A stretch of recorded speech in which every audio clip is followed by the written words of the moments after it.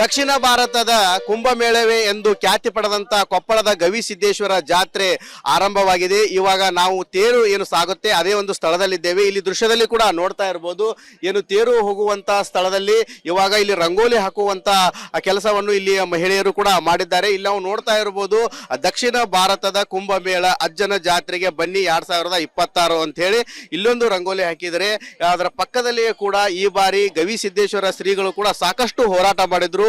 ಆ ಪರಿಸರದ ಬಗ್ಗೆ ಅಂದ್ರೆ ಇಲ್ಲಿ ಕೈಗಾರಿಕೆಗಳ ವಿರುದ್ಧನೂ ಕೂಡ ಆ ಶ್ರೀಗಳು ಹೋರಾಟ ಮಾಡಿದ್ರು. ಹಾಗಾಗಿ ಆ ರಂಗೋಲಿಯನ್ನು ಕೂಡ ಇಲ್ಲಿ ರಚನೆ ಮಾಡಿದ್ದಾರೆ. ಸುಮಾರು 1 ಕಿಲೋಮೀಟರ್ ವರೆಗೂ ಕೂಡ ಈ ಒಂದು ರಥೋತ್ಸವ ಸಾಗತ್ತೆ. ಈ ಒಂದು ರಥೋತ್ಸವದ ಹೋಗುವಂತ ಬೀದಿಯಲ್ಲಿ ಸಂಪೂರ್ಣವಾಗಿಯೂ ಕೂಡ ಇಲ್ಲಿ ವಿವಿಧ ರೀತಿಯ ರಂಗೋಲಿಗಳನ್ನು ಕೂಡ ಹಾಕಿದ್ದಾರೆ. ಮತ್ತೊಂದು ಕಡೆ ಸಾಕಷ್ಟು ಸಂಖ್ಯೆಯಲ್ಲಿ ಅಂದ್ರೆ ಸುಮಾರು 5 ರಿಂದ 6 ಲಕ್ಷ ಜನ ಈ ಒಂದು ಜಾತ್ರೆಯಲ್ಲಿ ಭಾಗಿಯಾಗ್ತಾರೆ. ಇದೇನು ಆವರಣ ಇದೆ ಇದು ಸಂಪೂರ್ಣವಾಗಿ ಭಕ್ತರಿಂದ ತುಂಬಿಕೊಳ್ಳುತ್ತೆ. ಹೀಗಾಗಿ ಬೆಳಗಿಂದನೂ ಕೂಡ ಸಾಕಷ್ಟು ಸಂಖ್ಯೆಯಲ್ಲಿ ಭಕ್ತರು ಆಗಮಿಸ್ತಾ ಇದ್ದಾರೆ. ಇವಾಗ ರಥದ ಬೀದಿ ಏನು ಸಾಗುತ್ತೆ ಆ ರಥದ ಬೀದಿಯಲ್ಲಿ ಇವಾಗ ರಂಗೋಲಿಗಳ ಚಿತ್ರಣ ನಾವು ನೋಡ್ತಾ ಇರಬಹುದು.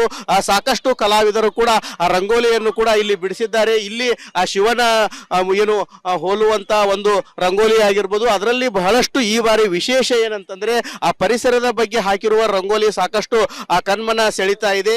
ಇನ್ನೊಂದು ಕಡೆ ಏನು ರಥೋತ್ಸವಕ್ಕೆ ಎಲ್ಲ ಸಿದ್ಧತೆಗಳನ್ನು ಕೂಡ ಇಲ್ಲಿ ಮಾಡ್ಕೊಳ್ತಾ ಇದ್ದಾರೆ. ಸುಮಾರು 1 ಕಿಲೋಮೀಟರ್ಗೂ ಹೆಚ್ಚು ರಥೋತ್ಸವ ಏನು ಸಾಗತ್ತೆ ಪೂರ್ಣವಾಗಿಯೂ ಕೂಡ ರಥೋತ್ಸವ ಹೋಗುವಂತ ರಸ್ತೆಯಲ್ಲಿ ರಂಗೋಲಿಗಳನ್ನು ಕೂಡ ಇಲ್ಲಿ ಬಿಡಿಸಿದ್ದಾರೆ. ಈ ಭಾಗದಲ್ಲಿ ಇವಾಗ ರಥದ ಸಿದ್ಧತೆಗಳನ್ನು ಕೂಡ ಮಾಡ್ಕೊಳ್ಳಲಾಗ್ತಾ ಇದೆ. ಸಂಜೆ 5 ಗಂಟೆಗೆ ರಥೋತ್ಸವ ನಡೆಯುವುದರಿಂದ ಸಾಕಷ್ಟು ಸಂಖ್ಯೆಯಲ್ಲಿ ಭಕ್ತರು ಕೂಡ ಬರ್ತಾರೆ ಮತ್ತು ರಥದ ಎಲ್ಲ ಕೆಲಸಗಳನ್ನು ಕೂಡ ಇಲ್ಲಿ ಮಾಡ್ಕೊಳ್ತಾ ಇದ್ದಾರೆ.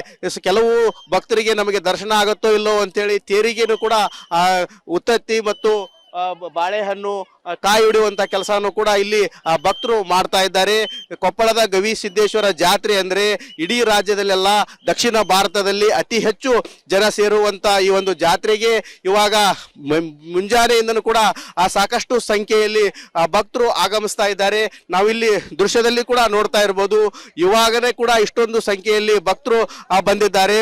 ಬಂದು ಇವಾಗ ದೇವರ ದರ್ಶನ ಪಡೆದು ರಥೋತ್ಸವದಲ್ಲಿ ಕೂಡ ಅಲ್ಲಿ ರಥೋತ್ಸವದ ಗಾಲಿಗೆ ತೆಂಗಿನಕಾಯಿ ಒಡೆಯುವ ಮೂಲಕ ತಮ್ಮ ಹರಕೆಗಳನ್ನು ಕೂಡ ಈಡೇರಿಸ್ತಾ ಇದ್ದಾರೆ. ಸಾಕಷ್ಟು ಸಂಖ್ಯೆಯಲ್ಲಿ ಭಕ್ತರು ಈ ಒಂದು ರಥೋತ್ಸವದಲ್ಲಿ ಭಾಗಿಯಾಗ್ತಾರೆ. ಸುಮಾರು 8 ರಿಂದ 10 ಲಕ್ಷದವರೆಗೂ ಕೂಡ ಈ ಬಾರಿ ಈ ಒಂದು ರಥೋತ್ಸವದಲ್ಲಿ ಭಾಗಿಯಾಗುವ ನಿರೀಕ್ಷೆ ಇದೆ. ಹೀಗಾಗಿ ಅಜ್ಜನ ಜಾತ್ರೆಯಲ್ಲಿ ರೊಟ್ಟಿ ರೆಡಿ ಮಾಡುವಂತ ಕೆಲಸವನ್ನು ಕೂಡ ಇಲ್ಲಿ ಮಾಡಿರ್ತಾರೆ. ರೊಟ್ಟಿ ಜಾತ್ರೆ ಅಂತೇನೆ ಸಾಕಷ್ಟು ಫೇಮಸ್. ನಮ್ಮ ಜೊತೆಗೆ ಮಾತನಾಡಲು ಭಕ್ತರಿದ್ದಾರೆ, ಅವರನ್ನ ಮಾತಾಡ್ಸೋಣ. ಮೇಡಮ್, ಎಲ್ಲಿಂದ ಬಂದಿದ್ದೀರಿ? ಯಾವ ರೀತಿ ವಿಶೇಷ ಜಾತ್ರೆ? ನಾವಿಲ್ಲಿ ಕೊಪ್ಪಳದವ್ರೆ ಸರ್. ಇದು ನಾವು ತುಂಬಾ ವರ್ಷ ಆಯ್ತು ಈ ಜಾತ್ರೆ ನೋಡ್ತಾ ಇದ್ದು.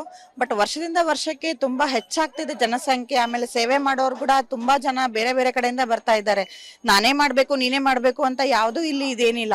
ಆಮೇಲೆ ಜಾತಿ ಭೇದ ಅಂತ ಯಾವ್ದು ಏನಿಲ್ಲ. ಯಾವ್ದೇನು ಇಚ್ಛೆ ಬರುತ್ತೋ ಎಲ್ಲರೂ ಚಿಕ್ಕ ಮಕ್ಕಳಿಂದ ಹಿಡಿದು ವಯಸ್ಸಾಗದವ್ರು ಎಲ್ಲರೂ ಸೇರಿ ಈ ಜಾತ್ರೆನ ತುಂಬಾ ವಿಜೃಂಭಣೆಯಿಂದ ಸಂಭ್ರಮದಿಂದ ಆಚರಿಸ್ತೀವಿ ಸರ್. ಪ್ರತಿ ವರ್ಷನೂ ಈ ವರ್ಷನೂ ಸಹ ಹೆಚ್ಚಿನ ಜನಸಂಖ್ಯೆ ಕೂಡ್ತಾ ಇದೆ. ಹೀಗೆ ನೋಡ್ತಾ ಇದ್ದೀವ, ಬೆಳಗ್ಗೆ ಎಷ್ಟೊಂದು ಜನಸಂಖ್ಯೆ ಜಾಸ್ತಿ ಆಗಿದೆ. ಈ ವರ್ಷನೂ ನಾವು ಅನ್ಕೊಂಡಿದ್ಕಿಂತ ಜಾಸ್ತಿನೇ ಜನರು ಬರ್ತಾ ಇದ್ದಾರೆ. ಸೊ ನಮ್ಗೆ ತುಂಬಾ ಖುಷಿ ಆಗ್ತಿದೆ. ನಮ್ದು ಕೊಪ್ಪಳದಲ್ಲಿ ಗವಿ ಮಠ ಇಷ್ಟೊಂದು ಫೇಮಸ್ ಆಗಿರೋದು, ಎಲ್ಲಾ ಕಡೆಯಿಂದ ಭಕ್ತಾದಿಗಳು ಬರ್ತಾ ಇರೋದು ನಮ್ಗೆ ತುಂಬಾ ಖುಷಿ ಆಗ್ತಿದೆ ಸರ್. ಈ ಒಂದು ಸ್ಥಾನದಲ್ಲಿ ನಾವು ಇದೀವಲ್ಲ, ನಮ್ದು ಪುಣ್ಯ ಅಂತ ನಾವು ಅನ್ಕೊಂಡಿದೀವಿ. ರಥೋತ್ಸವದ ಮುಂದೆನೂ ಎಲ್ಲ ವಿವಿಧ ರಂಗೋಲಿಗಳನ್ನು ಹಾಕಿದ್ದು ಆಗಿರ್ಬೋದು. ಭಕ್ತರು ಇವಾಗ್ಲಿಂದನೇ ಚಲೋ ಆಗ್ತಾ ಇದ್ದಾರೆ. ಸಂಜೆ ಅಂತಂದ್ರೆ ಒಂದು 7-8 ಲಕ್ಷ ಜನ ಸೇರ್ಬೋದು. ಹಾ ಸರ್, ಅದಕ್ಕಿಂತ ಹೆಚ್ಚು ಪಟ್ಟ ಸೇರ್ಬೋದು ಅಂತ ನಾವು ಅನ್ಕೊಂಡಿದೀವಿ. ಯಾಕಂದ್ರೆ ವರ್ಷ ನಾವು ಹಾಕಿದ ಲೆಕ್ಕದಕ್ಕಿಂತ ಜಾಸ್ತಿನೇ ಜನ ಬರ್ತಾ ಇದ್ದಾರೆ.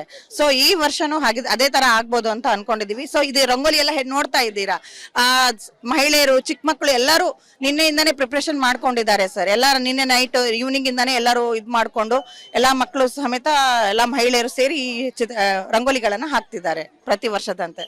ಈ ವರ್ಷನೂ ಕೂಡ ಸಾಕಷ್ಟು ಸಂಖ್ಯೆಯಲ್ಲಿ ಭಕ್ತರು ಬರುವ ನಿರೀಕ್ಷೆ ಇದೆ.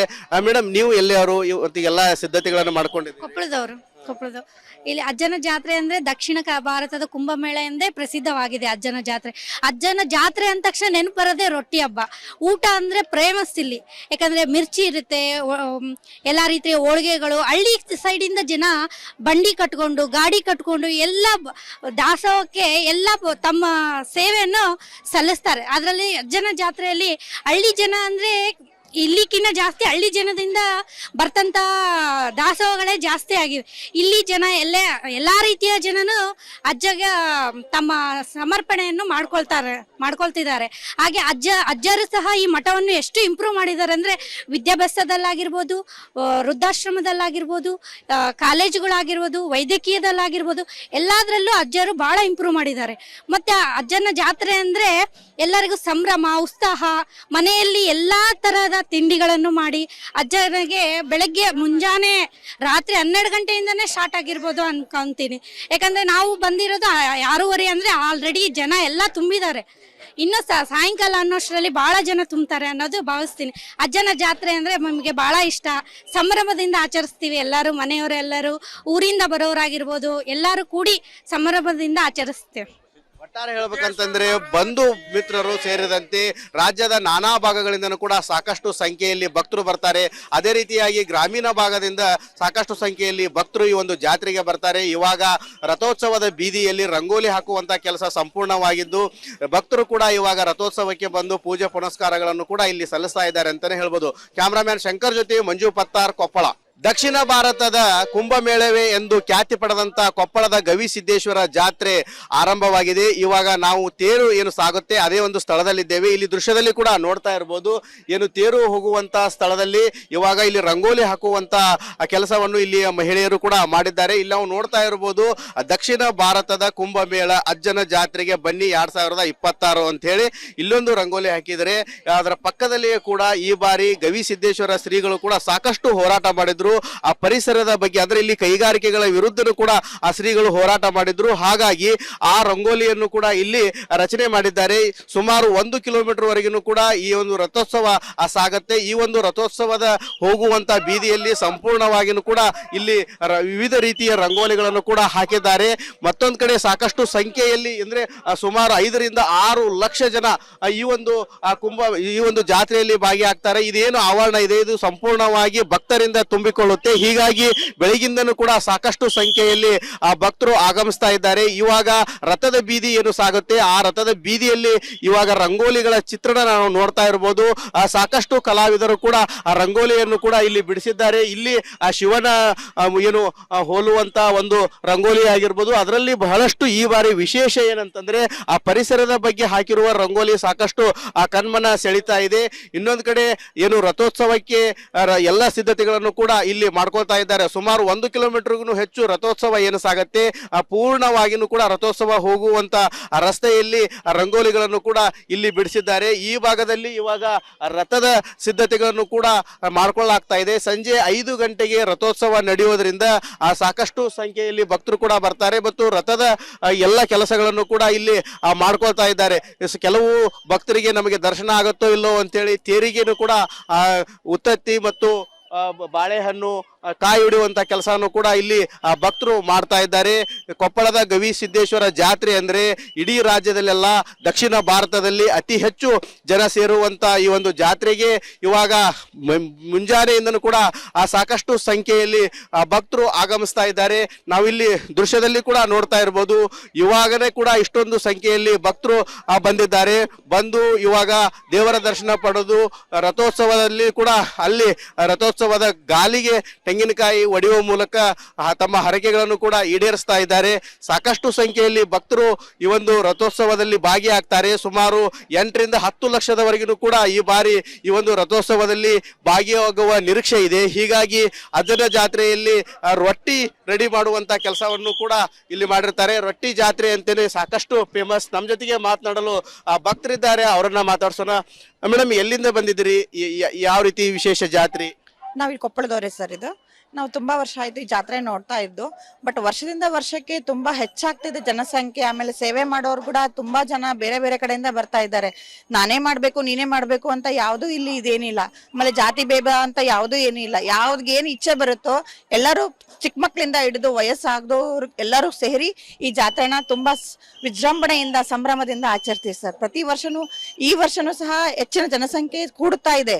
ಹೀಗೆ ನೋಡ್ತಾ ಇದೀವ, ಬೆಳಗ್ಗೆ ಎಷ್ಟೊಂದು ಜನಸಂಖ್ಯೆ ಜಾಸ್ತಿ ಆಗಿದೆ.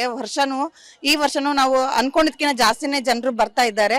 ಸೊ ನಮ್ಗೆ ತುಂಬಾ ಖುಷಿ ಆಗ್ತಿದೆ. ನಮ್ದು ಕೊಪ್ಪಳದಲ್ಲಿ ಗವಿಮಠ ಇಷ್ಟೊಂದು ಫೇಮಸ್ ಆಗಿರೋದು, ಎಲ್ಲಾ ಕಡೆಯಿಂದ ಭಕ್ತಾದಿಗಳು ಬರ್ತಾ ಇರೋದು ನಮ್ಗೆ ತುಂಬಾ ಖುಷಿ ಆಗ್ತಿದೆ ಸರ್. ಈ ಒಂದು ಸ್ಥಾನದಲ್ಲಿ ನಾವು ಇದೀವಲ್ಲ, ನಮ್ದು ಪುಣ್ಯ ಅಂತ ನಾವು ಅನ್ಕೊಂಡಿದೀವಿ. ರಥೋತ್ಸವದ ಮುಂದೆನೂ ಎಲ್ಲಾ ಈಗ ವಿವಿಧ ರಂಗೋಲಿಗಳನ್ನು ಹಾಕಿದ್ದು ಆಗಿರ್ಬೋದು.